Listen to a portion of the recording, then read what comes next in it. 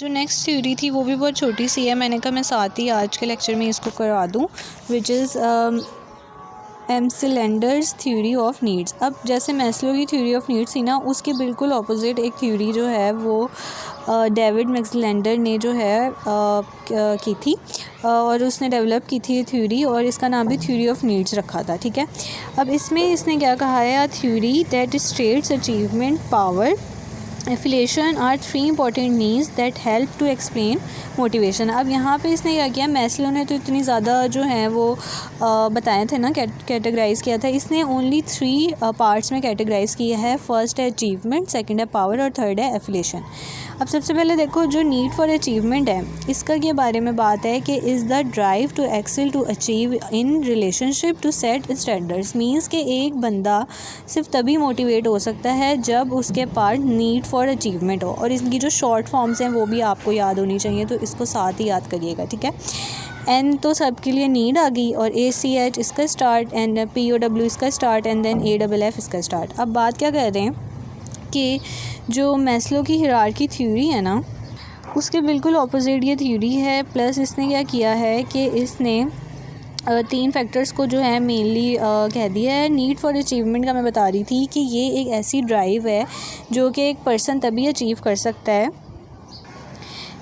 सकता है जब एक बंदे में कुछ भी अचीव करने के लिए कह लो कि मोटिवेटर्स जो हैं मौजूद हों। ठीक है, जस्ट लाइक कि अगर कोई कामयाब होना चाहता है तो वो सिर्फ तभी कामयाब हो सकता है जब उसके अंदर खुद ये चीज़ जो है मौजूद हो कि मैंने ये चीज़ अचीव करनी है। ठीक है, अनटिल अनलेस, चाहे कुछ लोग ऐसे होते हैं जिनको जितना मर्ज़ी मोटिवेशन मिल जाए वो मोटिवेट नहीं होते, क्योंकि उनका जो इनर होता है ना, वही नहीं चाह रहा होता कि वो अचीव कर सकें कुछ या करना चाहते हो कुछ। ठीक है, तो ये फर्स्ट आ गई नीड फॉर अचीवमेंट। सेकेंड है need for power, is the need to make others believe in a way that they would not have otherwise। अब यहाँ पे बात ये आ गई है कि एक बंदा जो कि चाह रहा हो कि मुझे इतनी पावर मिले जो कि किसी और को नहीं मिली हुई। ठीक है,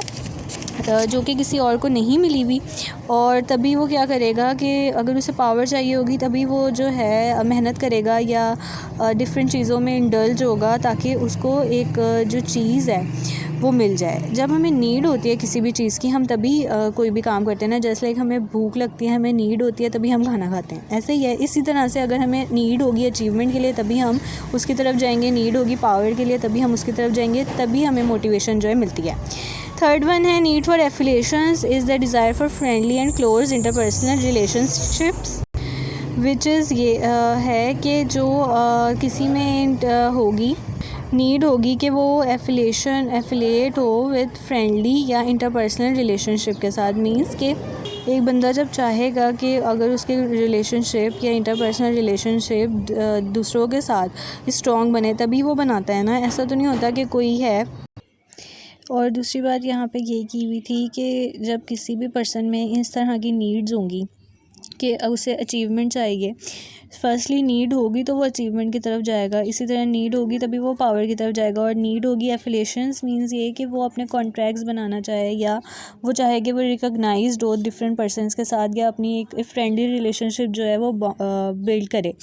इन सारी चीज़ों की नीड होती है तभी जो पर्सनस हैं वो स्टेप लेते हैं। ठीक है, तो ये दोनों थ्योरीज़ जो हैं आप लोगों ने देख लेनी है। आगे जो है एग्जाम्पल्स दिए हैं तो ये आपने खुद रीड करना है, अगर कुछ समझना है तो पूछ लेना।